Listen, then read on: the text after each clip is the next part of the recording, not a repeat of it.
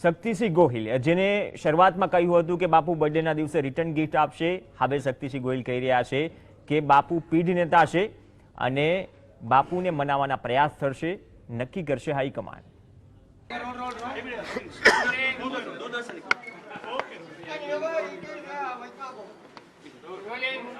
Sir, આજે સમગ્ર પરિસ્થિતિ ઊભી થઈ છે, ખાસ કરીને બાપુએ પોતાને કોંગ્રેસ મુક્ત જાહેર કર્યા છે। એક વરિષ્ઠ પ્રવક્તા તરીકે આપ આ ઘટનાને કેવી રીતે નિહાળો? શંકરસિંહજી વાઘેલા ખૂબ પીઢ અનુભવી રાજકીય નેતા। અમે ઈચ્છતા હતા કે એમના જન્મ દિવસે આવું કોઈ પણ જાહેરાત ન થાય। પ્રદેશ કોંગ્રેસ સમિતિની આખી કોર કમિટીએ જઈને કહ્યું હતું કે જે કંઈ ઇસ્યુઝ હોય રાજકારણમાં, નેતૃત્વમાં પણ દરેકના વિચારનું એકબીજાએ સન્માન વિધિન પાર્ટી આપણે કરવું પડે ને આપણે કરતા આવ્યા હોઈએ છીએ। જન્મના દિવસે શું જાહેર કરવાના છે એ કોઈને ખબર નહોતી, એવું નહોતું। અમે કોર કમિટીના સભ્યો ગયા ત્યારે એમણે કહ્યું કે હું કહું છું એમ કાં એ પહેલાં કરો, જો પાર્ટી ના કરે તો હું જન્મદિવસના દિવસે હું જાહેરાત કરીને હું નિવૃત્તિ જાહેર કરીશ। સ્વાભાવિક રીતે વિરોધ પક્ષના નેતા, કોંગ્રેસ પક્ષના અમારા નેતા હોવાના નાતે આવો નિર્ણય કરતા હોય એમાં કોઈ ભાગીદાર થવા નહોતા માંગતા। મને લાગે છે કોઈ ગેરસમજણ એ પણ ના રહેવી જોઈએ। મેં એઆઈસીસીમાં પણ પૂછી લીધું, એમને કોઈ 24 કલાક પહેલા હાંકી કાઢવા, પક્ષમાંથી દૂર કરવાનો કોઈ નિર્ણય નહોતો।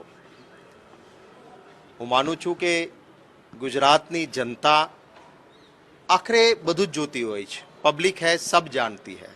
ભારતીય જનતા પાર્ટીના જેમ ડૂબતો તણખલું ઝાલે એમ હવે જિલ્લા પંચાયત, તાલુકા પંચાયતમાં એમનો સફાયો ગુજરાતની જનતાએ કર્યો।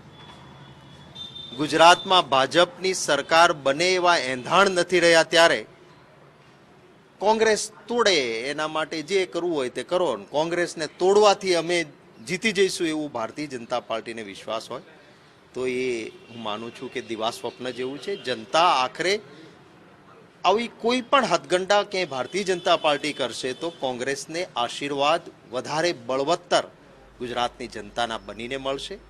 કોંગ્રેસ પક્ષના ધારાસભ્યશ્રીઓને પણ હું અભિનંદન આપીશ કે જ્યારે એમને પ્રદેશ સમિતિએ અને અમારા દંડક બલવંતસિંહજી રાજપૂત તરફથી કહેવામાં આવ્યું કે રાજકીય સંમેલન થઈ ગયું છે, રાજકીય સંમેલન સ્થળ પર નથી જવાનું। એકાદ દોકલને બાદ કરતા કોઈ ત્યાં આગળ નથી ગયા। એ કોંગ્રેસના ધારાસભ્યશ્રીઓએ જે શિસ્ત જાળવી છે એને પણ હું ખૂબ હૃદયપૂર્વક અભિનંદન પાઠવું છું। શંકરસિંહજી વાઘેલા અમારા માટે એક સન્માનનીય વ્યક્તિ છે, એમના માટે ખૂબ આદર અને માન છે। મારા કદાચ ઉંમર જેટલો એમનો રાજકીય અનુભવ છે।